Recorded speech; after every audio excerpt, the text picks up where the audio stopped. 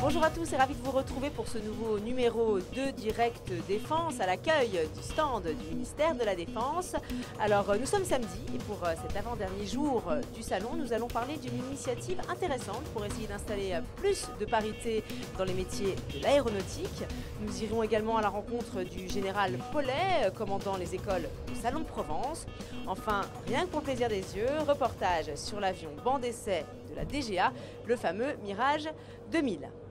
Mais avant cela, on avait encore envie de vous parler de la star du stand du ministère de la Défense, le Rafale. Le célèbre avion de combat évolue sans cesse pour faire face aux nouvelles menaces.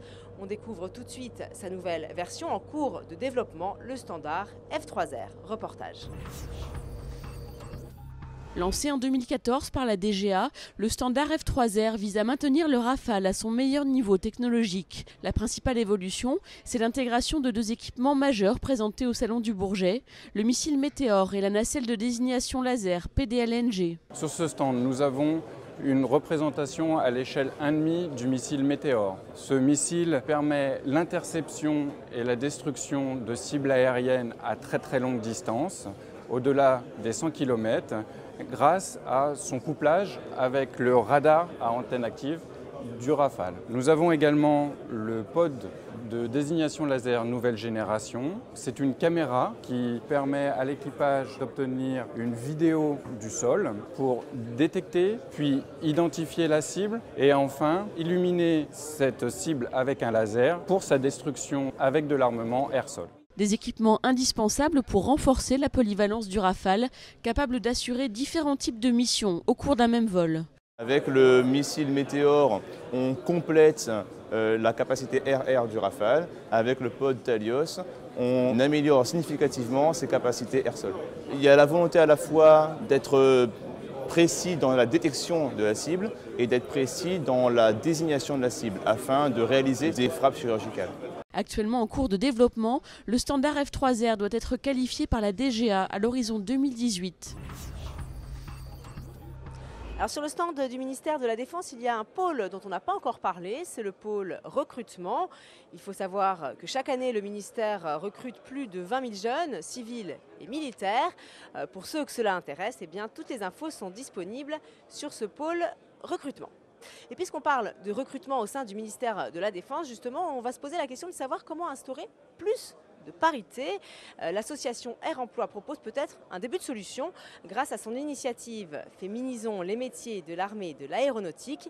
L'objectif, c'est de réveiller des vocations chez les lycéennes. Regardez. Bonjour, aujourd'hui nous sommes au pavillon L'Avion des métiers. Une centaine de jeunes filles vont venir découvrir les métiers de l'aviation. Accompagnons-les dans leur découverte. Est-ce que vous pouvez nous présenter justement cette manifestation Féminisons les métiers de l'aéronautique? Bien volontiers. Alors d'abord en 2 mots, nous sommes une association Air Emploi qui s'occupe d'orientation avec on va dire 2 fondateurs qui sont le GIFA, c'est-à-dire les entreprises de la construction aéronautique, et la FNAM qui sont celles du transport aérien. Ces 2 secteurs ont comme particularité qu'ils sont très connus, mais en revanche les métiers beaucoup moins. Donc on essaye de valoriser, de donner envie, de susciter des vocations sur énormément de métiers et c'est particulièrement vers sur la construction aéronautique. Donc on a lancé en 2009 cette opération qui s'appelle Féminisons les métiers de l'aéronautique. Le principe est assez simple, un certain nombre d'entreprises ouvrent leurs portes et donc on va chercher des collégiennes, des lycéennes autour géographiquement de ces entreprises et on les invite à visiter, à voir les métiers. Alors si on regarde l'ensemble de l'industrie qui représente à peu près 180 000 personnes, on est à un petit peu plus de 20% avec une tendance plutôt à la hausse, mais ça n'est pas réparti de façon homogène. C'est-à-dire que si on regarde les métiers opérationnels, et bien là on trouve très peu de femmes. On va les retrouver soit dans des métiers de qualité, soit évidemment au niveau ingénieur et cadre, mais dans les équipes de production beaucoup moins. On fait de la soudure de haute précision, c'est un procédé TIG, c'est un procédé spéciaux. Cela veut dire tungstène inert gaz, donc on soude sous atmosphère gazeuse. pour éviter de capter l'oxygène. Et c'est la soudure manuelle. Donc on apporte le métal d'apport, on apporte de l'énergie pour faire fondre les pièces et c'est que du manuel. On peut penser que c'est un métier d'homme, mais pas du tout. Pour recruter des femmes aussi. Du coup, bien sûr, les femmes sont réputées pour être un peu plus minutieuses que les hommes. Donc ils font de la soudure plutôt d'horlogerie, sur des pièces aéronautiques bien sûr. C'est des soudures très fines où il faut avoir beaucoup de patience, de minutie et de dextérité. Nous sommes là pour démontrer et pour soulever 2 tabous, qu'il y a bien de l'aéronautique dans la marine et que c'est ouvert aux femmes et que nous sommes bien présentes et que nous sommes là. Voilà. Depuis quand vous êtes en contact avec ces jeunes filles? Ça fait maintenant quelques mois, on les a reçues sur la base de l'NBWay pour une journée où on a pu leur montrer justement quel était notre rôle, ce qu'on faisait. On a pu les amener sur nos lieux de travail et puis voilà, c'était très sympathique. Je peux poser une question à l'une d'entre vous sur qu'est-ce que vous avez découvert avec vos marraines sur ce monde de la défense? Elles ont pu nous transmettre leur passion surtout du métier parce que ce qu'on veut à la base c'est rentrer dans l'armée et grâce à elles on a encore plus envie d'y entrer. Alors on continue à parler de jeunesse avec les écoles d'officiers de l'armée de l'air basées à Salon de Provence. J'ai rencontré il y a quelques jours sur le stand du ministère de la Défense le général Paulet. Il commande cet établissement. On l'écoute. Alors on va à présent s'intéresser à l'école de l'armée de l'air de Salon de Provence. Et je me trouve à côté du général Francis Paulet. Bonjour. Bonjour. Alors vous êtes le commandant de cette école. Exactement. On va juste faire un petit rappel de l'école de l'air. Elle a été créée en 1935. Elle accueille en permanence 500 élèves qui se destinent à devenir officiers de l'armée de l'air. Alors général, finalement, vous avez vécu une édition du Bourget riche en événements, on l'imagine. Est-ce que vous pouvez nous raconter un peu cette édition? Oui, alors l'école de l'air qui forme tous les officiers de l'armée de l'air, dont les pilotes de Rafale, nous avons un magnifique exemplaire ici, eh bien, a choisi le Bourget pour communiquer parce que c'est un instant privilégié. Donc tous les jours, on a eu un événement, à la fois l'annonce d'un bachelor en anglais, par exemple, l'ouverture de notre MOOC. Alors vous savez que les MOOC c'est très tendance, mais surtout ça nous permet de tester la numérisation des cours. Également cette convention avec l'éducation nationale. Pourquoi? Parce qu'on voit bien qu'il y a du travail, il y a des métiers, il y a des boulots, mais on va manquer de personnel. Donc certaines entreprises vont trouver de la croissance si on leur trouve du personnel, des jeunes. Et dans les banlieues, on a des jeunes qui travaillent merveilleusement, qui ne demandent que ça, que de travailler pour l'aéronautique. Donc c'est une occasion à saisir, une occasion inouïe à saisir. Donc le salon a été effectivement très bon pour vous. L'école, elle s'ouvre de plus en plus à l'international. Est-ce que vous pouvez nous en parler un peu de cette ouverture? Bien évidemment. Alors vous savez que il ne s'agit pas que de vendre du matériel, il s'agit d'établir des partenariats solides dont nous avons besoin lorsque nous menons des opérations à l'étranger. Et puis également, eh bien, on a un matériel qui est de tout premier niveau, c'est une industrie qui marche de façon phénoménale, mais il faut l'accompagner. On ne peut pas vendre un avion tout seul, il faut vendre de l'ingénierie pédagogique, il faut vendre de l'accompagnement du commandement et de la formation. C'est ce qu'on fait à Salon de Provence. En général, l'armée de l'air, elle s'engage de plus en plus, on le sait, dans le domaine du drone. Quels sont les impacts pour la formation des élèves? Alors, le drone, ça fait partie de toutes ces nouvelles technologies. C'est très confortable de faire de la mécanique ou de la thermodynamique, mais il faut savoir faire du big data, de la cyberdéfense, des prototypages rapides et bien évidemment des drones. Le drone, c'est plus de 800 entreprises qui se sont créées. Il faut réguler tout ça, il faut donner des pistes, des directives. L'école a un savoir-faire et une compétence extraordinaire en matière de formation et d'orientation. Et bien, c'est ce qu'on fait avec la création du centre d'excellence drone à Salon de Provence depuis le mois de septembre. Eh bien, merci mon général, merci de nous avoir accordé ce temps. Et puis, on salue bien sûr tous les élèves de Salon qui sont nombreux à nous regarder, j'imagine. Merci à vous. Très bonne fin de journée. Alors, nous arrivons bientôt au terme de notre semaine spéciale Salon du Bourget. Mais avant cela, on voulait vous parler aérocombat. On le sait, hein, les hélicoptères jouent un rôle essentiel dans les opérations extérieures, comme on a pu le voir cette semaine avec le Tigre ou encore le NH90 Caïman. Je vous propose justement un petit aperçu avec ces aéronefs en action.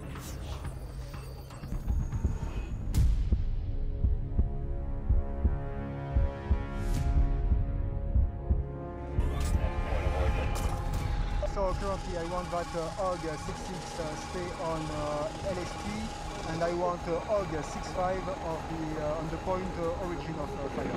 HOG 65 copies all, stand by.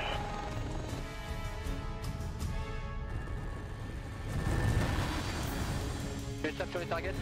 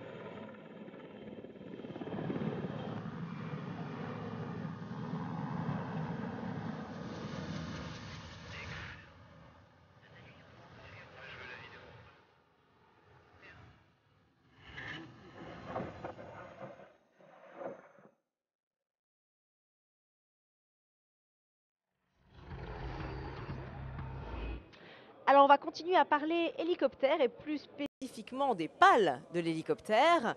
L'Office national d'études et de recherche aérospatiale avec Airbus sont en train de révolutionner le concept même de pales. Comment? Eh bien en les rendant les plus discrètes possibles. Les explications en images.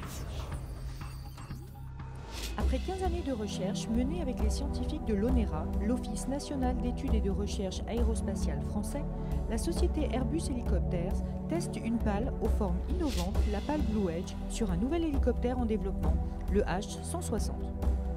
Nous avons à l'ONERA des moyens de simulation des écoulements autour du rotor d'hélicoptère et aussi de modélisation du bruit généré par le rotor d'hélicoptère qui sont suffisamment performants pour permettre une optimisation d'une forme de pale d'hélicoptère et ainsi réduire le bruit de l'hélicoptère. Les pales d'hélicoptère sont comme une aile d'avion, elles permettent d'assurer la portance de l'hélicoptère et par le biais de cette portance-là, il y a création de tourbillons en extrémité de pale. Et le bruit qu'on ressent quand un hélicoptère atterrit, c'est en fait l'interaction entre ces pales-là et le tourbillon généré lors de la phase de descente. Dans le cas d'une pale qui est droite, l'interaction se fait parallèlement au tourbillon, ce qui génère au sol un bruit très impulsif et très important. La différence apportée par l'originalité du design développé par nos amis de l'ONERA, ça a été de changer la forme de la pale et d'introduire une double flèche. Donc la double flèche permet de diminuer l'interaction entre la pale et le tourbillon et par conséquent diminuer le bruit impulsif qui est généré au sol. Ce concept de pale, on l'a essayé en vol. On a à peu près accumulé une centaine d'heures de vol. Après les essais, les résultats nous ont montré qu'on gagnait 3 décibels, ce qui représente une réduction de 50% de l'énergie sonore. Et on a augmenté les performances de l'hélicoptère d'une centaine de kilos. 100 kilos pour nous, c'est très important. Ça représente l'équivalent d'un Pax pour un hélicoptère de 5 tonnes. Dans un environnement réglementaire de plus en plus contraignant, les hélicoptères équipés de ces pales pourront plus facilement survoler des zones urbaines. C'est également un intérêt pour les futurs hélicoptères militaires qui, ainsi équipés, réduiront leur signature acoustique, augmentant ainsi leur furtivité. Focus à présent sur une PME innovante, elle s'appelle Safety Line, c'est une start-up créée en 2010 et basée à Paris. Son activité première, c'est de développer un logiciel qui permet une meilleure gestion des risques aériens. Reportage. La quinzaine de chercheurs, informaticiens et experts aéronautiques qui travaillent pour Safety Line ont une obsession, développer des outils pour une meilleure gestion de la sécurité aérienne. L'OACI, l'Organisation de l'Aviation Civile Internationale, a constaté que si on ne changeait pas la façon d'aborder le sujet, on n'allait pas réussir à améliorer la sécurité de manière significative, alors que le trafic, lui, augmente. Donc on allait augmenter le nombre d'accidents. Donc c'est cette opportunité-là qu'on a saisie. Safety Line a donc conçu un logiciel d'analyse de données. Il recoupe des informations pour offrir une vision globale des risques et apporter des recommandations adaptées. Une solution destinée au monde civil et militaire. On a entendu parler du programme Rapide, qui était quelque chose d'intéressant pour justement financer des projets de recherche. En parallèle, on était en partenariat avec une autre PME qui s'appelle Dédale. Et on avait une idée qu'on a proposée au dispositif Rapide pour justement aller plus loin dans notre innovation. À la DGA, un expert de la certification des logiciels embarqués accompagne ce projet dénommé Safety Car. Il y a un suivi et un échange régulier avec la DGA. Ça permet justement d'élargir et de voir les correspondances qu'on peut trouver entre le civil et le militaire sur ces sujets-là. Le bureau Enquête Accident Défense teste actuellement le logiciel. Allez, il est temps à présent de retrouver les pilotes d'essai du Mirage 2000. Notre reporter Clémentine a eu la chance de les rencontrer. En exclusivité pour Direct Défense, ils nous parlent de leur avion, indispensable au développement des équipements des aéronefs de l'armée de l'air. Clémentine, est-ce que vous êtes bien installée ?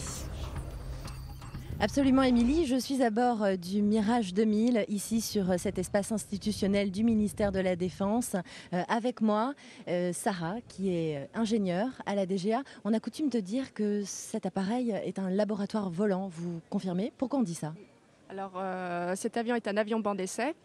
En effet, notre rôle à DGA SC Envol est de tester et valider les équipements aéronautiques avant qu'ils soient mis en service dans les forces. Donc on utilise des avions à la base opérationnelle, mais qu'on a modifiés pour en faire un laboratoire. On va l'équiper avec de l'instrumentation d'essai, des enregistreurs, des capteurs, des caméras, ce qui fait que c'est pour ça qu'on dit que c'est un laboratoire. Rien n'est mis en service au ministère de la Défense sans qu'on l'ait testé, retesté, qualifié, validé? Comme tout produit qui sort d'usine, on a besoin de vérifier son fonctionnement, de vérifier qu'il correspond à ce qu'on a demandé à la base. Voilà, cela fonctionne pour tous les domaines industriels, que ce soit dans l'aéronautique ou l'automobile ou voire même des produits plus basiques de la vie courante, une cuisine, ça va. Voilà. Ça paraît normal, effectivement, et ce sont pour le domaine de l'aéronautique les missions de DGA SC Envol. Je vois qu'il y a pas mal de monde qui attend toute la journée ici pour visiter cet appareil. Il a beaucoup de succès? Oui. On a la chance de pouvoir offrir la possibilité au public de voir une cabine d'avion de chasse, un Mirage 2000. Et c'est vrai que les gens apprécient beaucoup. C'est un peu comme vendre un petit peu de rêve, une part d'étoile pour chacun, même si on passe pas beaucoup de temps avec chacun, mais c'est agréable. Merci beaucoup. Alors je vais descendre, je vais tenter un atterrissage en douceur. Je vais peut-être vous laisser le micro le temps de descendre. Je vais rejoindre votre collègue puisqu'on va présenter ensuite les pods Astac et Thalios. Alors on descend, rejoindre votre collègue. Donc les pods Astac et Thalios. Bonjour. Bonjour. Alors, qu'est-ce qu'on a ici? Alors, ici, on a une nacelle Astac. La nacelle Astac est une nacelle qui permet de réeffectuer du renseignement d'origine électromagnétique. Donc, cette nacelle était utilisée sous le Mirage F1 jusqu'à l'année dernière, à peu près, suite à l'arrêt des Mirage F1. Cette capacité a été portée par la DGA sous un Mirage 2000. Donc, cette partie s'est réalisée en plusieurs phases. Pour commencer, il a fallu adapter la nacelle à l'avion. Une première phase est des essais purement mécaniques liés à l'aspect aérodynamique, pour vérifier que l'avion peut voler dans le domaine de vol sans risque. Ensuite, ce fut le cas? Ce fut le cas. Une deuxième phase où on fait plus de l'aspect interopérabilité entre le système et l'avion. On s'assure déjà pour commencer que le système monté ne va pas lui perturber l'avion. Donc c'était le premier point. Et en deuxième point, on s'assure que l'avion avec tous ses émetteurs va permettre à la nacelle de fonctionner. Ensuite, il y a une phase où on va vérifier les performances du système. On a les mêmes types de procédures sur le matériel Thalios qui est là et globalement, est-ce que tous les matériels sont testés un peu de cette même manière? On va retrouver exactement la même procédure pour le pod Thalios qui sera donc les yeux du Rafale de demain. On va commencer ses essais en vol sous cet avion à partir de la fin de l'année et on va partir en deux phases. Une première phase, on va ouvrir un domaine de vol pour pouvoir l'utiliser et ensuite on va commencer à vérifier les performances du système. Je crois que cet avion est arrivé ici au Salon du Bourget en vol avec ses propres ailes, vous confirmez? Oui, je confirme. Mardi dernier, l'avion est arrivé dans la circulation aérienne parisienne, un petit peu dense au niveau des avions, dans un domaine où il n'a pas trop l'habitude, mais il s'est posé correctement, l'équipage l'a amené proprement. Très bien, je vous remercie. Eh bien écoutez, Émilie, c'est à vous pour la suite du journal.